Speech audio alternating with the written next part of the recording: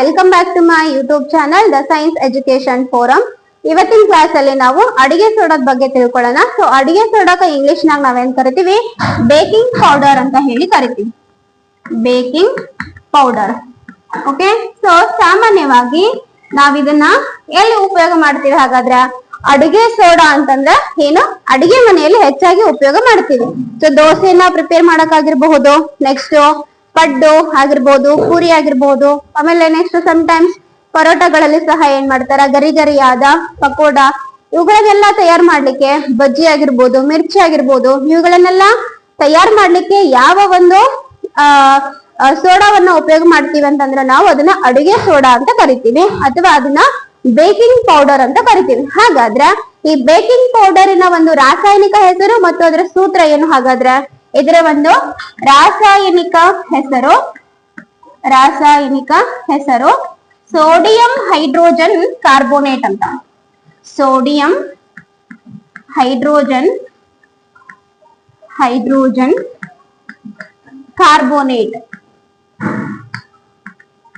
Sodium hydrogen carbonate ಅಂತ. ಹಾಗಾದ್ರೆ ಇದ್ರ ಸೂತ್ರ ಏನು ಹಾಗಾದ್ರ? ಸೂತ್ರ NaHCO3 ಅಂತ ಹೇಳ್ತೀನಿ. NaHCO3 ಅಂತ. ಸೋಡಿಯಂ ಬೈಕಾರ್ಬೋನೇಟ್ ಅಂತಾನು ಕರಿತೀವಿ, ಅಥವಾ ಸೋಡಿಯಂ ಹೈಡ್ರೋಜನ್ ಕಾರ್ಬೋನೇಟ್ ಅಂತಾನು ಕರಿತೀವಿ. ಸೊ ಇದ್ರ ಸೂತ್ರ ಏನ್ ಹಾಗಾದ್ರೆ? NaHCO3. ಹಾಗಾದ್ರೆ ಈ ಅಡಿಗೆ ಸೋಡಾವನ್ನ ನಾವು ಎದರಿಂದ ತಯಾರು ಮಾಡ್ತೀವಿ? ನಾನು ಇಲ್ಲಿ ಕ್ಲಾಸ್ ಅಲ್ಲಿ ಹೇಳಿದೆ.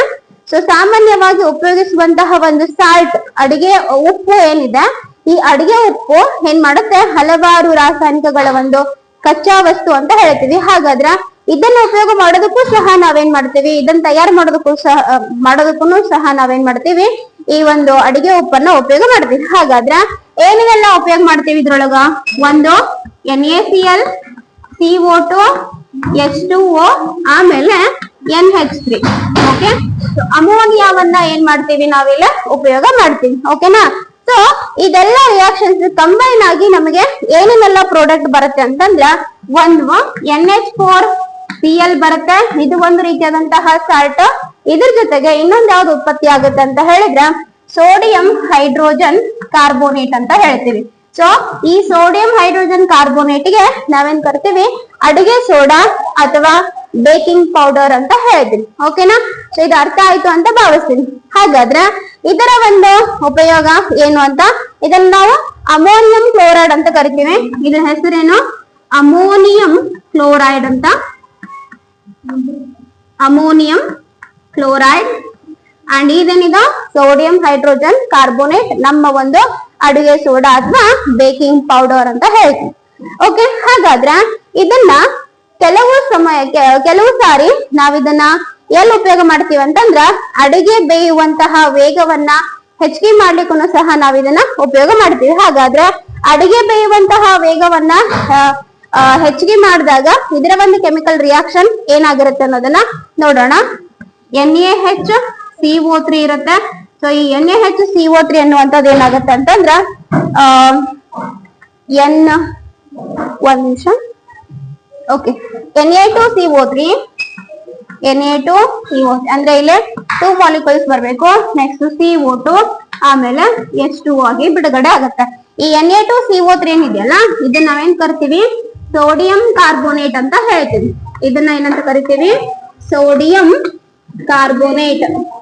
ಓಕೆ, ಸೋಡಿಯಂ ಕಾರ್ಬೋನೇಟ್ ಅಂತ ನಾವ್ ಇದನ್ನ ಕರಿತೀವಿ. ಓಕೆ, ಸೊ ಇದಿಷ್ಟು ಏನು ಅಂತ ಹೇಳಿದ್ರ, ಈ ಒಂದು ಅಡಿಗೆ ಸೋಡಾದ ರಾಸಾಯನಿಕ ಹೆಸರೇನು, ಅದ್ರ ಸೂತ್ರ ಏನು, ಮತ್ತೆ ಅದನ್ನ ನಾವ್ ಯಾವ ರೀತಿ ರಾಸಾಯನಿಕ ಕ್ರಿಯೆಯಿಂದ ಇದನ್ನ ಪಡ್ಕೊಳ್ತೀವಿ ಅಂತ. ಸೊ ಇವಾಗ ನೋಡೋಣ ಈ ಒಂದು ಅಡಿಗೆ ಸೋಡಾದ ಒಂದು ಉಪಯೋಗಗಳು ಯಾವ್ಯಾವ ಇದಾವ ಅಂತ ಹೇಳಿ. ಸೊ ದ ಫಸ್ಟ್ ಯೂಸ್ ಏನು ಅಂತ ಹೇಳಿದ್ರ, ಇದನ್ನ ನಾವು ಬೇಕರಿಗಳಲ್ಲಿ ಬ್ರೆಡ್ ಮತ್ತೆ ಈ ಕೇಕ್ ಗಳನ್ನ ಮಾಡ್ತಾರಲ್ಲ, ಅದಕ್ಕೆ ಉಪಯೋಗಿಸುವಂತಹ ಒಂದು ಯಾವ್ದಂತ ಹೇಳ್ತೀವಿ, ಬೇಕಿಂಗ್ ಸೋಡಾ. ಉಪಯೋಗಗಳು. ಸೊ ಫಸ್ಟ್ ಒನ್ ಏನಂತ ಹೇಳಿದ್ರ,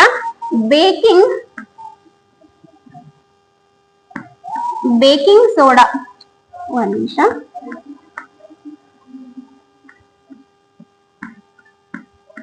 ಬೇಕಿಂಗ್ ಸೋಡಾದ ತಯಾರಿಕೆಯಲ್ಲಿ ಏನ್ ಮಾಡ್ತಾರ ಅಂತ ಹೇಳಿದ್ರ ಇದನ್ನ ಉಪಯೋಗ ಮಾಡ್ತಾರ. ಹಾಗಾದ್ರೆ ಸೊ ಇಲ್ಲಿ ಇದರ ಒಂದು ರಿಯಾಕ್ಷನ್ ಏನಾಗಿರುತ್ತೆ ಹಾಗಾದ್ರೆ ಅಂತ. ಸೊ ಬೇಕಿಂಗ್ ಸೋಡಾವನ್ನ ನಾವೇನ್ ಮಾಡ್ತೀವಿ ಬೇಕರಿನಲ್ಲಿ ಯೂಸ್ ಮಾಡ್ತೀವಿ, ಹಂಗಾಗಿನೇ ಅದಕ್ಕೆ ಬೇಕರಿ ಅಂತ ಹೆಸರು ಕೊಡ್ತೀವಿ. ಆಲ್ಮೋಸ್ಟ್ ಎಲ್ಲಾ ಒಂದು ಬೇಕರಿಗಳಲ್ಲಿ ನಾವೇನ್ ನೋಡ್ತೀವಿ, ಬ್ರೆಡ್ ನೋಡ್ತೀವಿ, ಬಿಸ್ಕೆಟ್ಸ್ ನೋಡ್ತೀವಿ, ಕೇಕ್ ನೋಡ್ತೀವಿ, ಹಾಗೆ ಹಲವಾರು ಸಿಹಿ ತಿಂಡಿಗಳನ್ನ ನಾವು ನೋಡ್ತೀವಿ. ಅದೆಲ್ಲವೂ ಸಹ ಯಾವ್ದ್ರಿಂದ ಆಗಿರುತ್ತೆ ಅಂತ ಹೇಳಿದ್ರ ಈ ಬೇಕಿಂಗ್ ಸೋಡಾದಿಂದಾನೇ ತಯಾರಾಗಿರುತ್ತೆ. ಓಕೆನಾ. ಸೊ ಈ ಬೇಕಿಂಗ್ ಸೋಡಾನ ಹೆಂಗ್ ತಯಾರು ಮಾಡ್ತೀವಿ ಹಾಗಾದ್ರ ಅಡುಗೆ ಸೋಡಾದಿಂದಾನೇ ಅದನ್ನ ಒಂದು ತಯಾರು ಮಾಡ್ತೀವಿ. ಓಕೆನಾ. ಸೊ ನೆಕ್ಸ್ಟ್ ಹಾಗಾದ್ರ ಇದರ ಒಂದು ರಾಸಾಯನಿಕ ಸೂತ್ರ ಏನು ಅಂತ ಹೇಳಿದ್ರ ಇಲ್ಲಿ Na2CO3 ಪ್ಲಸ್ ಯಾವ್ದಾದ್ರು ಒಂದು ಆಸಿಡ್ ಇಂದ ನಾವೇನ್ ಮಾಡ್ತೀವಿ ಇದನ್ನ Na2CO3 ಅಲ್ಲ NaHCO3 ಪ್ಲಸ್ ಯಾವ್ದಾದ್ರು ಒಂದು ಆಸಿಡ್ ಇಂದ H+ ಅನ್ನ ತಗೊಳ್ತೀವಿ. ತಗೊಂಡಾಗ ಏನಾಗುತ್ತೆ Na2CO3 ಬರುತ್ತೆ, ಸೋಡಿಯಂ ಕಾರ್ಬೋನೇಟ್, ಅದ್ರ ಜೊತೆಗೆ CO2 ಮತ್ತ ಇನ್ನೊಂದ್ ಯಾವ್ದಂದ್ರ H2O ಬಿಡುಗಡೆ ಆಗುತ್ತೆ. ಇಲ್ಲಿ ಏನ್ CO2 ಬಿಡುಗಡೆ ಆಗಿರುತ್ತಲ್ಲ ಈ CO2 ಏನ್ ಮಾಡುತ್ತೆ ಆ ಬ್ರೆಡ್ ಆಗ್ಲಿ ಅಥವಾ ಇನ್ನೊಂದ್ ಯಾವ್ದು ಕೇಕ್ ಆಗ್ಲಿ ಅದು ಉಬ್ಬಿ ಬರುವ ಹಂಗೆ ಏನ್ ಮಾಡ್ತೈತೆ ಅಂದ್ರೆ ಇದು CO2 ಬಿಡುಗಡೆ ಮಾಡುತ್ತೆ. ಸೊ ಹಾಗಾಗಿ ನಾವು ಈ ಒಂದು ಬೇಕಿಂಗ್ ಸೋಡಾವನ್ನ ಏನ್ ಮಾಡ್ತೀವಿ ಅನೇಕ ಬೇಕರಿಗಳಲ್ಲಿ ನಾವೇನ್ ಮಾಡ್ತೀವಿ ಇದನ್ನ ಉಪಯೋಗ ಮಾಡ್ತೀವಿ. ಓಕೆನಾ. ಇನ್ನು ನೆಕ್ಸ್ಟ್ ಇನ್ನೊಂದ್ ಯಾವ್ದಂತಂದ್ರ ಸೋಡಾ ಆಸಿಡ್ ಗಳಲ್ಲಿ ಸಹ ನಾವ್ ಇದನ್ನ ಯೂಸ್ ಮಾಡ್ತೀವಿ. ಸೋಡಾ ಆಸಿಡ್ ಅಂತ ಬೆಂಕಿ ಆರಿಸುವಂತಹ ಸೋಡಾ ಆಸಿಡ್ ಗಳಲ್ಲಿ ಸಹ ಏನ್ ಮಾಡ್ತೀವಿ ಇದನ್ನ ಉಪಯೋಗ ಮಾಡ್ತೀವಿ. ಬೆಂಕಿಯನ್ನ ಆರಿಸುವಂತಹ ಒಂದು ಸೋಡಾ ಆಸಿಡ್ ಅಂತ ಹೇಳ್ತೀವಿ. ಸೊ ಅದರಲ್ಲಿ ಸಹ ಏನ್ ಮಾಡ್ತಾರ ಇದನ್ನ ಈ ಒಂದು ಅಡುಗೆ ಸೋಡಾವನ್ನ ಉಪಯೋಗ ಮಾಡ್ತಾರ.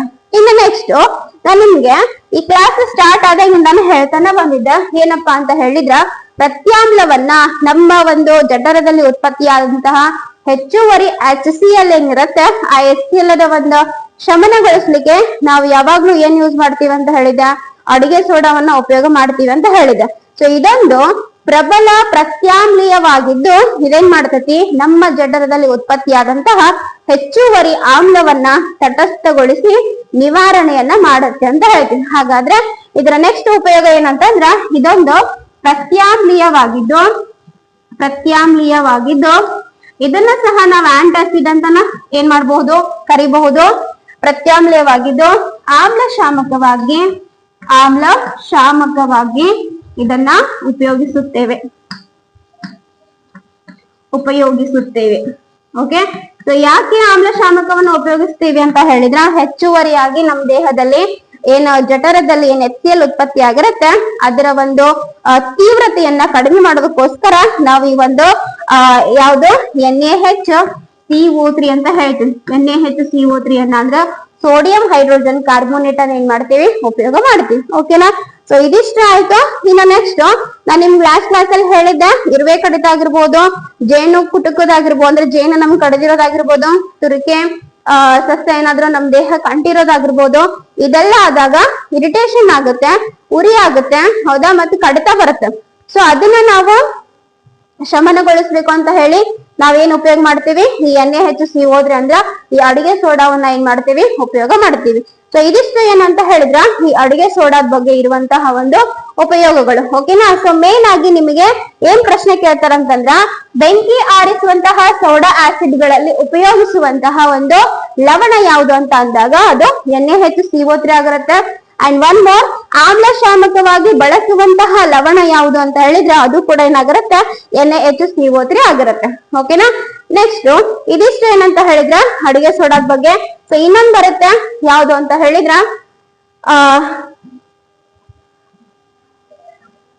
ಸೊ ಅದೊಂದು ನೋಡೋಣ.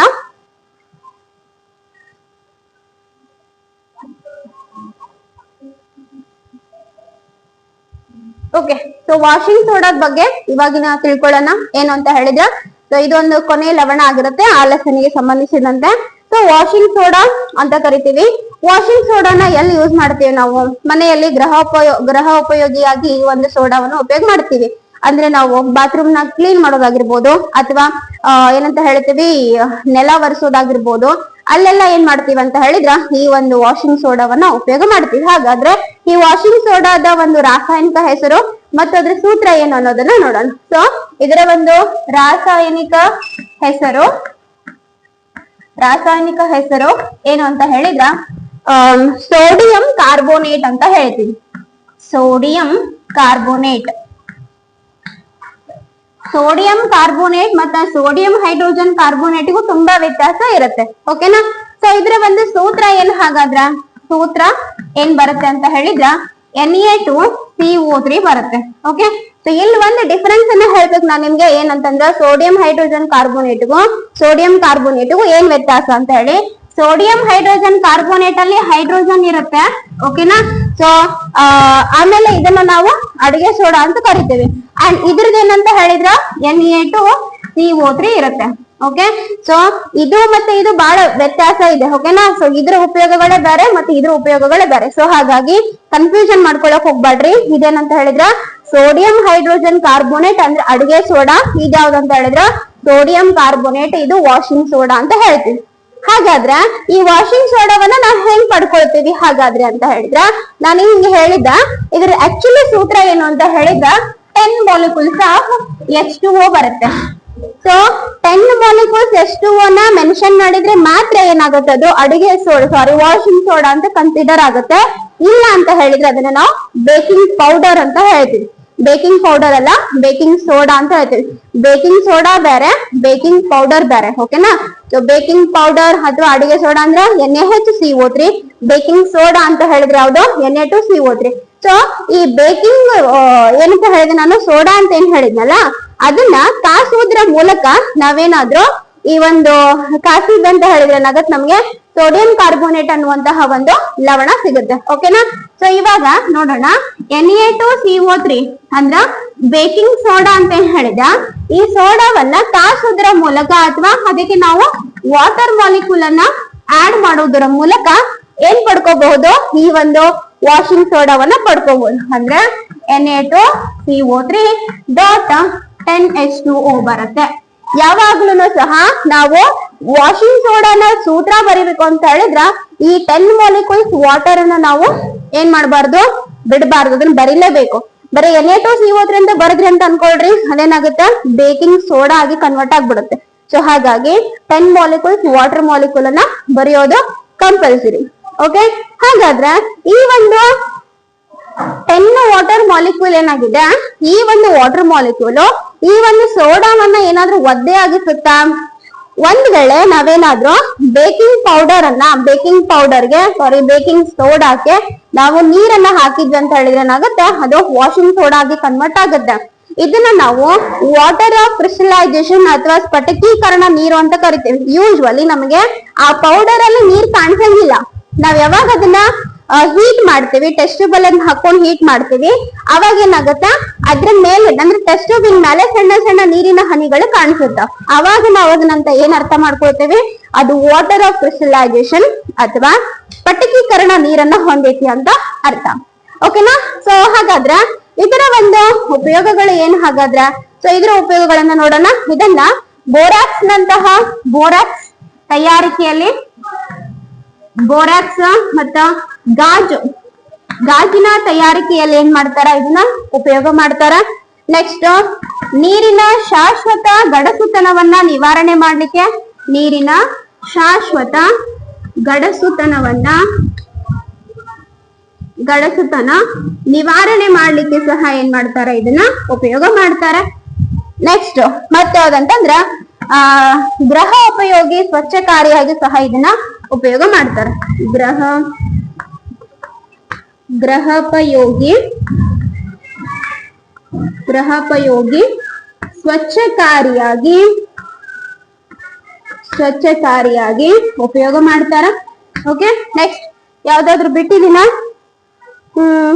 Okay, sodium. ಓಕೆ, ಇದಾಯ್ತು. ಕಾಗದ ಕಾರ್ಖಾನೆಗಳಲ್ಲಿ ಇದನ್ನ ಉಪಯೋಗ ಮಾಡ್ತಾರೆ. ಗಾಜು, ಸಾಬೂನು ಮತ್ತು ಕಾಗದ ಕಾರ್ಖಾನೆಗಳಲ್ಲಿ ಇದನ್ನ ಉಪಯೋಗ ಮಾಡ್ತಾರೆ. ಸೊ ನೆಕ್ಸ್ಟ್ ನಿಮ್ಗೆ ರಫ್ ಐಡಿಯಾ ಇದ್ರೆ ಸಾಕು. ಎಕ್ಸಾಕ್ಟ್ ಬುಕ್ ಅಲ್ಲಿ ಹೆಂಗಿದೆ ಅದೇ ತರನೇ ಬೇಡ. ಓಕೆನಾ? ರಫ್ ಆಗಿ ಇದನ್ನ ನಾವೆಲ್ಲ ಯೂಸ್ ಮಾಡ್ತೇವೆ. ಒಂದು, ಮನೆಯೊಳಗ ಗೃಹೋಪಯೋಗಿ ಸ್ವಚ್ಛಕಾರಿಯಾಗಿ ಉಪಯೋಗ ಮಾಡ್ತೇವೆ. ಹೌದಾ. ನೆಕ್ಸ್ಟ್ ಇದನ್ನ ಸಾಬೂನು ತಯಾರಿಕೆ ಒಳಗೆ ಉಪಯೋಗ ಮಾಡ್ತೀವಿ, ಗಾಜನ್ ತಯಾರಿಕೆ ಮಾಡೋದ್ರೊಳಗೆ ಉಪಯೋಗ್ತೀವಿ. ನೆಕ್ಸ್ಟ್ ಕಾಗದ ಕಾರ್ಖಾನೆಗಳಲ್ಲೂ ಸಹ ನಾವ್ ಇದನ್ನ ಉಪಯೋಗ ಮಾಡ್ತೀವಿ. ನೆಕ್ಸ್ಟ್ ಬೊರಾಕ್ಸ್ ನಂತಹ ಏನಂತ ಹೇಳ್ತೀವಿ, ಗಾಜನ್ನ ತಯಾರು ಮಾಡೋದಕ್ಕೋಸ್ಕರ ಈ ಒಂದು ಯಾವ್ದು ವಾಷಿಂಗ್ ಸೋಡಾವನ್ನ ಉಪಯೋಗ ಮಾಡ್ತೀವಿ. ಓಕೆನಾ. ನೆಕ್ಸ್ಟ್ ಇದು Na2CO3 ಏನಿದೆ ಅಲ್ಲ, ಇದು ವಾಟರ್ ಕ್ರಿಸ್ಟಲೈಸೇಷನ್ ಇದೆ. ಇದನ್ನ ನಾನು ಲವಣಗಳ ಒಂದು ಏನಂತ ಹೇಳ್ತೀವಿ, ಸ್ಫಟಿಕೀಕರಣ ಹರಳುಗಳು ಅದನ್ನ ಹೇಳುವಾಗ ಅಂದ್ರೆ ಈ ಲೆಸನ್ನಿನ ಒಂದು ಲಾಸ್ಟ್ ಪಾರ್ಟ್ ಬರುತ್ತೆ. ಸೊ ಆ ಪಾರ್ಟ್ ಅಲ್ಲಿ ನಿಮಗೆ ಡೀಟೇಲ್ ಆಗಿ ಹೇಳ್ತೀನಿ. ಸೊ ಆಕ್ಚುಲಿ ಇದು ವಾಟರ್ ಮಾಲಿಕ್ಯೂಲ್ ಹೆಂಗ್ ಬರುತ್ತೆ ಮತ್ತೆ ಅದನ್ನ ತೆಗೆದು ಹಾಕಿದಾಗ ಅದೆಲ್ಲ ಏನೇನೆಲ್ಲ ಆಗುತ್ತೆ ಅನ್ನುವಂಥದ್ದನ್ನ ನೆಕ್ಸ್ಟ್ ಕ್ಲಾಸ್ ಅಲ್ಲಿ ನಾನು ನಿಮ್ಗೆ ಹೇಳ್ತೀನಿ. ಸೊ ಅಲ್ಲಿವರೆಗೂ ನೆಕ್ಸ್ಟ್ ಕ್ಲಾಸ್ ಅಲ್ಲಿ ಬರೋವರೆಗೂ ವೇಟ್ ಮಾಡ್ರಿ. ನೆಕ್ಸ್ಟ್ ನಮ್ಮ ಕ್ಲಾಸಸ್ ಕೂಡ ನಿಮ್ಗೆ ಇಷ್ಟ ಆದ್ರೆ ದಯವಿಟ್ಟು ಲೈಕ್ ಮಾಡಿ, ಶೇರ್ ಮಾಡಿ, ಕಮೆಂಟ್ ಮಾಡಿ. ಸೊ ಕ್ಲಾಸ್ ಹೇಗಿತ್ತು ಅನ್ನೋದನ್ನ ಕಮೆಂಟ್ ಮಾಡಿ. ಮುಂದಿನ ಕ್ಲಾಸ್ ಅಲ್ಲಿ ಮತ್ತೆ ಸಿಗ್ತೀನಿ. ಅಲ್ಲಿವರೆಗೂ ಧನ್ಯವಾದಗಳು.